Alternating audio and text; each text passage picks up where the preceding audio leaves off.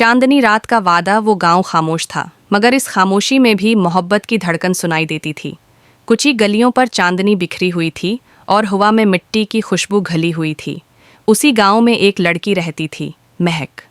उसके नाम की तरह उसकी मौजूदगी भी दिलों में खुशबू बिखेर देती थी। महक की आंखों में एक अजीब सी उदासी थी, जैसे वो किसी के इंतजार में हूँ।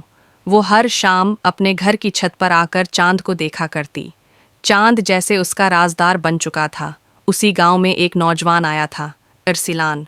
वो कई साल बाद शहर से लौटा था। शहर ने उसे कामयाब तो बना दिया था, मगर उसका दिल कहीं पीछे रह गया था, उसी गांव में, उन्हीं गलियों में और महक की यादों में। अरसलान और महक बचपन के साथी थे। एक ही कनवे से पानी भरते, एक ही दरख्त के नीचे बैठकर ख्वाब बुनते। मगर वक्त ने दोनों को जदा कर दिया। अरसलान शहर चला गया और महक इंतज़ार की तस्वीर बन गई। जब उर्सिलान वापस आया तो पहली नज़र में ही सब कुछ बदल गया। महक कनवे के पास खड़ी थी, हाथ में मिट्टी का घड़ा, आंखों में वही पुरानी रोशनी। इरसलान का दिल जोर से धड़का। तुम अब भी यहाँ आती हो? इरसलान ने हल्की आवाज़ में पूछा। महक ने मुस्कुराकर कहा, कुछ जगहें छोड़ दी जाएं तो दिल खाली हो जाता है।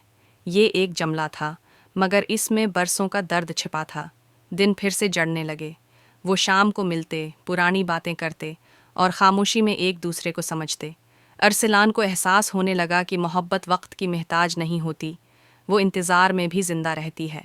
एक रात चांद पूरा था, गांव सो रहा था, मगर उनके दिल जाग रहे थे। अरसलान ने महक से कहा, मैं वापस नहीं जाऊंगा। शहर में सब कुछ है, मगर तुम नहीं हो। महक की आंखों में आंसू आ गए। कुछ वादे वक्त पर पूरे न हों तो डर लगता है, उसने कहा। इरसलान ने उसका हाथ थामा। उस बार वक्त नहीं भागेगा, मैं रख जाऊंगा तुम्हारे पास, उसी गांव में। चांदनी ने उन दोनों को अपनी रोशनी में लपेट लिया। वो लम्हा खामोश था, मगर मोहब्बत की आवाज़ से भरा हुआ।